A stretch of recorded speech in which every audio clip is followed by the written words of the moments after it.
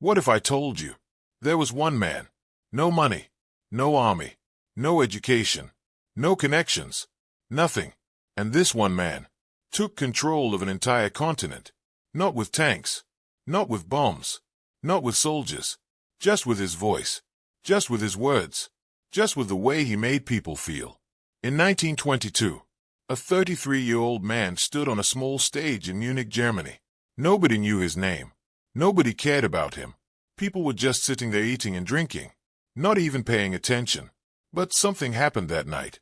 Something that would change the entire world forever. That man opened his mouth, and within 10 minutes, the entire room went silent. Every single person stopped what they were doing. Every eye was on him. Every ear was listening. And by the end of that night, every single person in that room was ready to follow him anyway. Who was this man? How did he do this? And most importantly, are the same tricks being used on you right now today in 2024? That is exactly what this video is going to answer. Stay with me, because what you are about to learn will change the way you see the world forever. Now, before we get into the speeches themselves, you need to understand something very important, something that most history books never tell you. Hitler was not born powerful. Hitler was not born rich. Hitler was not born talented. He was not special in any way. In school, he was average at best. He had dreams of becoming an artist. He applied to the Vienna Academy of Fine Arts. They rejected him. He applied again. They rejected him again. After that rejection, he had nothing.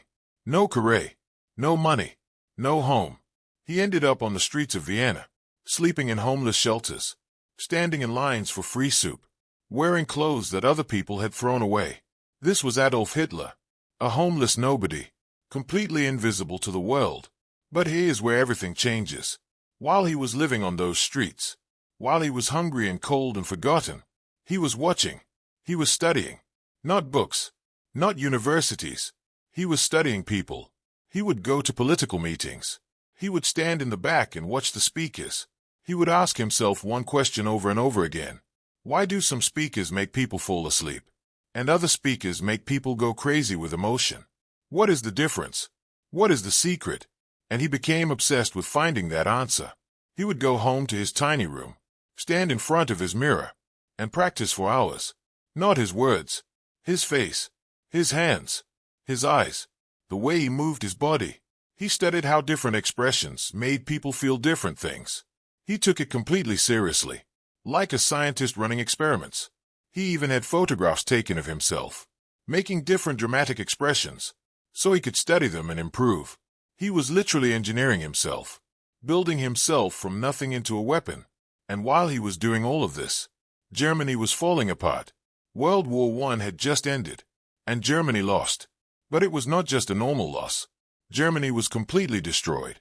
The treaty that ended the war forced Germany to take full blame for everything. They had to pay enormous amounts of money to other countries, money they did not have. The German economy collapsed completely. People lost their jobs overnight. Businesses shut down. Families lost everything they had saved their entire lives. People were starving, literally starving. Children going to bed hungry every single night. And on top of all of this, Germans felt humiliated. They felt betrayed. They felt like the whole world had turned against them. The anger in Germany was unlike anything you can imagine. Millions of people, angry, hopeless, looking for answers, looking for someone to blame, looking for someone to save them. And that is exactly when Hitler walked onto that stage in Munich. He looked out at that crowd, and he saw exactly what they needed. Not facts, not solutions, not plans. They needed someone to feel their pain. They needed someone to say out loud what they were feeling inside. They needed a hero. And Hitler had spent years preparing to be exactly that. Now you might be thinking, okay, but this was a long time ago. People were different back then. Less educated, less aware. It could never happen today. Right, wrong. And I'm going to prove that to you. But first, we need to go deeper. Because what Hitler did in those speeches was not just passion, was not just emotion. It was a very specific system, a very specific set of psychological techniques. Techniques that have been studied by psychologists for decades. Techniques that when you know them, you will start seeing them everywhere. In politics, in advertising, in social media, everywhere. And that is exactly what part 2 is going to break down. The exact psychological system Hitler used. Step by step, line by line, so you can see exactly how it worked. And more importantly, so you can recognize it when someone tries to use it on you. Now we get into the real stuff. The actual mechanics. The actual psychology. How did he do it? Psychologists and historians have spent decades studying Hitler's speeches, watching hours and hours of footage, reading thousands of pages of transcripts. And what they found was shocking. Every single speech, no matter where it was, no matter how big or small the crowd, no matter what the topic was, every single speech followed the exact same pattern, the exact same structure, the exact same psychological triggers, every single time. And it worked, every single time. So let me break this down for you. The first thing he always did was silence. You have to understand, when most speakers walk on stage, they immediately start talking. They are nervous. They want to fill the silence. They start with "Good evening, everyone," or "Thank you for being here." Hitler did the complete opposite. He would walk to the stage very slowly, deliberately slowly, and then he would just stand there, not moving, not speaking, just looking at the crowd. 10 seconds, 20 seconds, 30 seconds, sometimes a full minute of complete silence. And what happens to a crowd when a speaker just stands there silently? Everyone stops talking. Everyone looks up. Everyone starts wondering, what is he doing? Why is he not speaking? Is something wrong?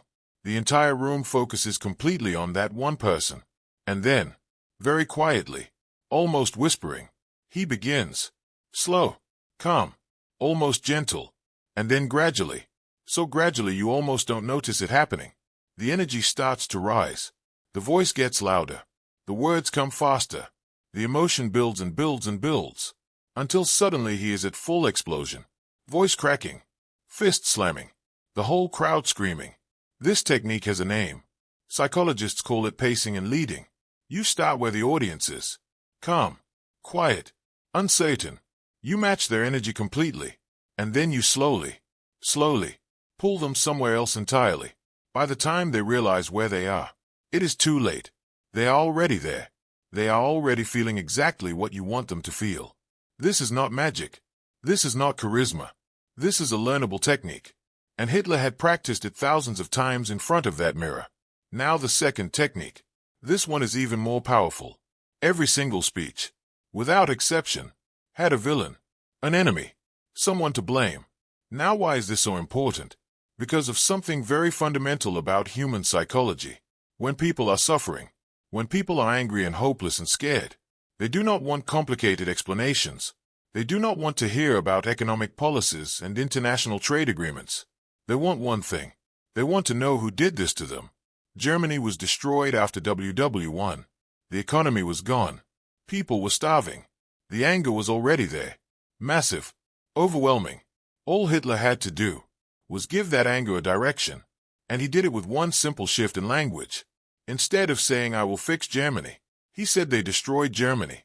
Instead of talking about solutions, he talked about enemies. He made it completely simple. You are suffering. You did not cause this. They caused this. And I will make them pay. That is the entire message. And it worked because it gave people something incredibly powerful. It gave them permission. Permission to stop blaming themselves. Permission to focus all their pain and anger on one target. When you give a suffering crowd an enemy, something happens in the human brain. The confusion goes away. The helplessness goes away. Suddenly everything makes sense. Suddenly there is a clear cause, a clear solution, and a clear leader who understands. That leader becomes everything to those people. Not just a politician, a savior. Now the third technique. And this is the most dangerous one of all. Most people who study Hitler focus on his anger, his aggression, his attacks on enemies. But they miss the most important thing he did. In every single speech, he told the crowd that they were special. Not him. Them. He would look out at thousands of tired, hungry, angry people, and he would tell them, "You are not victims. You are warriors. You are not weak. You are the greatest people who ever lived. You were not defeated. You were betrayed. But you are still the chosen ones. You are still the heroes. And your time is coming." Think about what that does to a person. You are standing in a crowd. You have lost your job. You cannot feed your family. You feel like a failure. You feel invisible. And then someone looks you in the eye, in front of thousands of people, and says you are special. You are chosen. You are a warrior. What happens to every wall that person had built around themselves? It comes down instantly. And once those walls come down, once that person feels seen and special and powerful, you can fill them with anything, any idea, any belief, any instruction, and they will accept it completely, because you gave them something they were desperately hungry for. You made them feel like they mattered. This is the psychology of manipulation at its most advanced level, and Hitler used it perfectly, every single time. Now here's where it gets really uncomfortable, because these three techniques, pacing and leading, creating an enemy, making people feel special and chosen, these did not die with Hitler. These techniques are everywhere today. And in part 3, we are going to talk about something even more disturbing. How did normal everyday people, doctors, teachers, fathers, mothers, ordinary people with ordinary lives, how did they get so completely brainwashed that they were willing to do unthinkable things? What happened inside their minds? And what does that tell us about our own minds today? Because it is too uncomfortable, too close to home. Here is the truth that historians and psychologists have proven over and over again. The people who followed Hitler were not monsters. They were not born evil. They were not crazy. They were normal, completely ordinary normal people. People just like you. People just like your neighbors. People just like anyone you know. And that is the most terrifying thing about this entire story. So how does a normal person become capable of supporting something horrific? How does that transformation happen? It does not happen overnight. That is the first thing you need to understand. Nobody wakes up one morning and decides to become a completely different person. It happens slowly. So slowly that the person themselves does not even notice it happening. Psychologists call this the boiling frog effect. You have probably heard of this. If you put a frog in boiling water, it jumps out immediately. But if you put a frog in cool water and slowly raise the temperature, the frog never notices. It just sits there, getting used to each small increase in temperature, until it is too late. This is exactly what happened to millions of ordinary Germans. Step 1 was isolation. Hitler and his movement very carefully and deliberately cut people off from other sources of information. Newspapers that disagreed were shut down. Radio stations were taken over. Teachers who taught differently were fired. Step by step, the only information people received was information that the movement approved and controlled and designed. Now think about what happens to a human mind when the only information it receives comes from one single source. That source becomes reality, not just an opinion, not just one perspective, reality itself. And once you control what someone believes is real, you control everything. Step 2 was repetition. Hitler understood something very important about the human brain. It does not matter if something is true. If you hear it enough times, you will start to believe it. This is not a theory. This is proven neuroscience. Psychologists call it the illusory truth effect.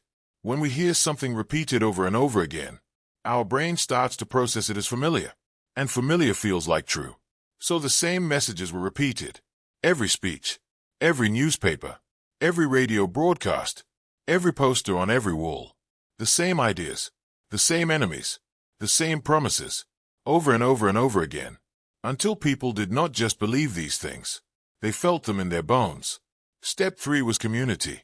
This is the one that people understand the least. Human beings have one of the most powerful needs in existence. The need to belong. The need to be part of a group. The need to be accepted. Hitler's movement gave people this in an overwhelming way. The rallies were not just political events. They were experiences.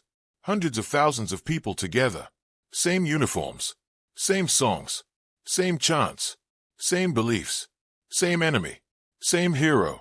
When you are standing in a crowd of 100,000 people, all feeling the same thing, all believing the same thing, a very powerful psychological phenomenon happens.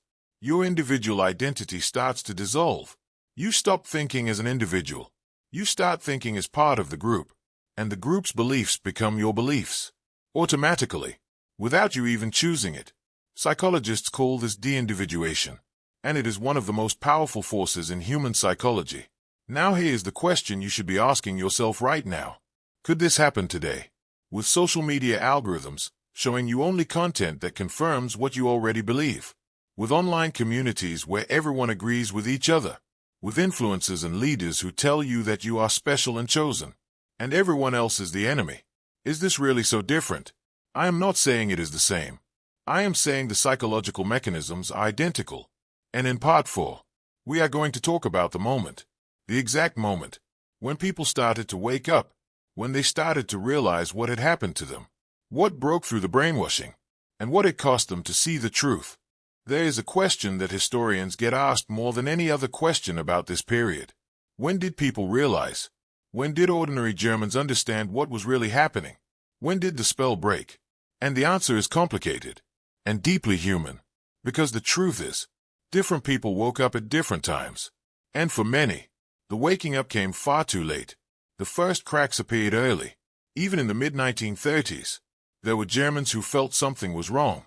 Not necessarily about the big things, but small things. A neighbor who disappeared and nobody explained why. A friend who stopped coming to work, and when you asked about him people looked away. A teacher who one day was just gone, replaced by someone new who taught very differently. These small things created a feeling. Not a clear thought, not an understanding, just a feeling. Something is not right here. But here's where human psychology does something fascinating and deeply uncomfortable. When we are invested in something, when we have given our loyalty and identity to something, our brain does not want to believe that thing is wrong. Psychologists call this cognitive dissonance. When reality conflicts with what we believe, we do not automatically update our beliefs. We fight to protect our beliefs. We rationalize. We make excuses. We look away, because the alternative is too painful. To admit that what you believed in was wrong means admitting that you were wrong, that you were fooled, that you participated in something terrible.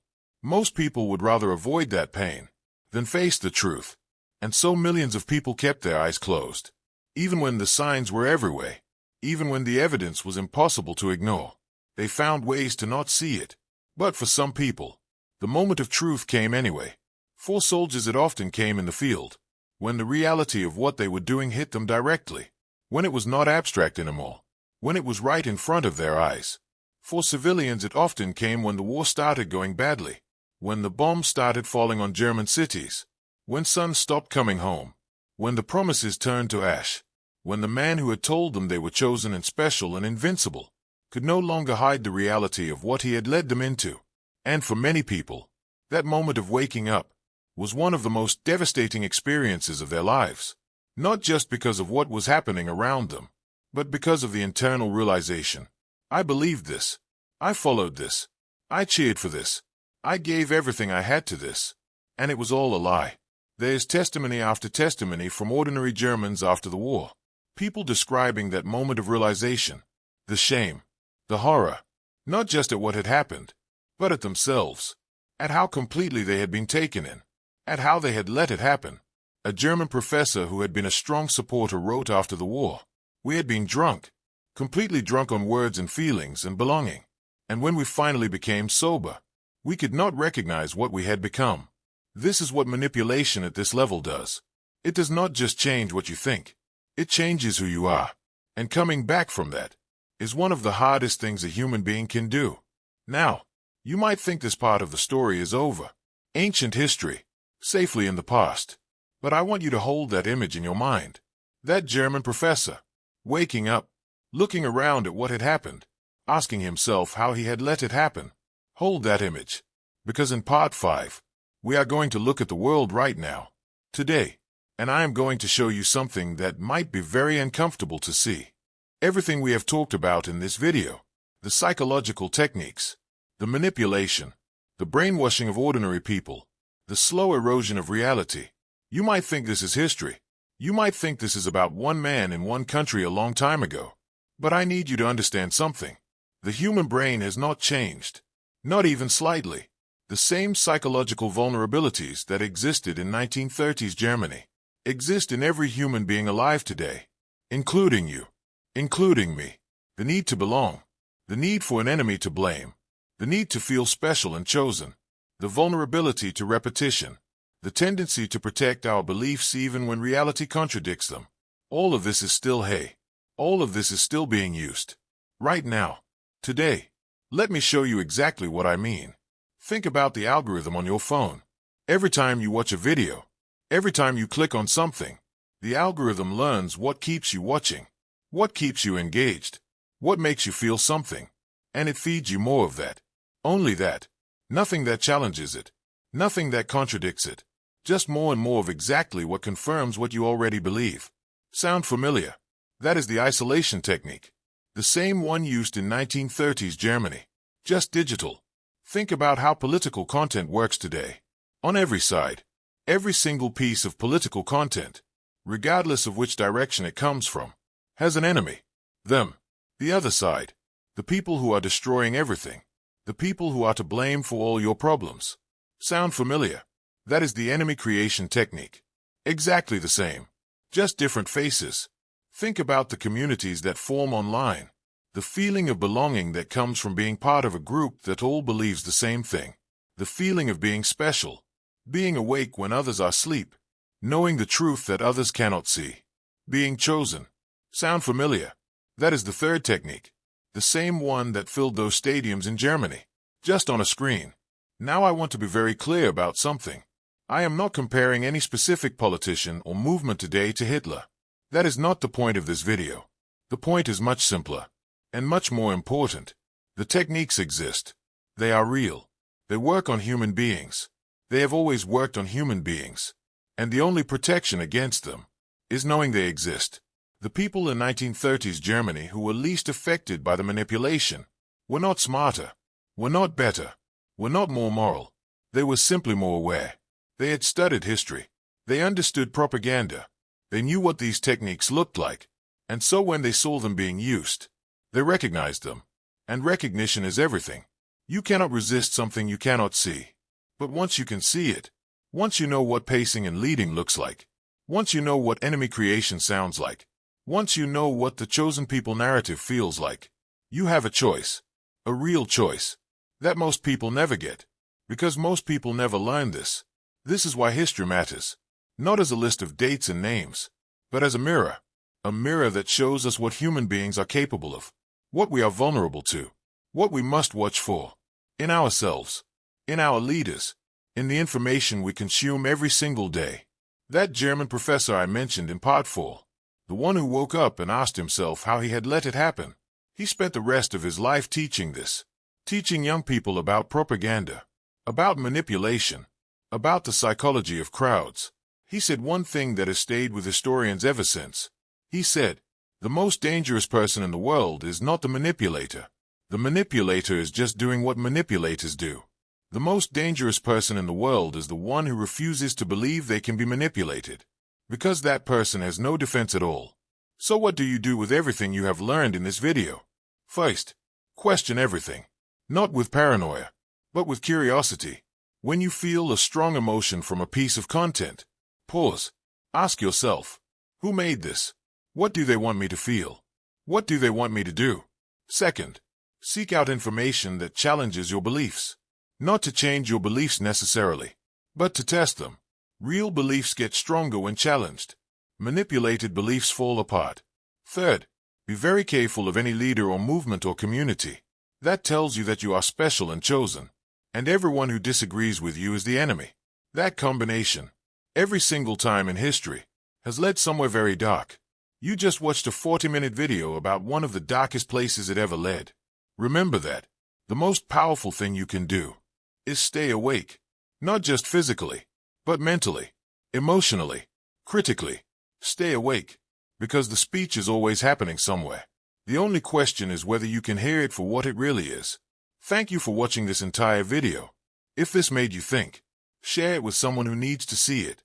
Because awareness is the only weapon that actually works.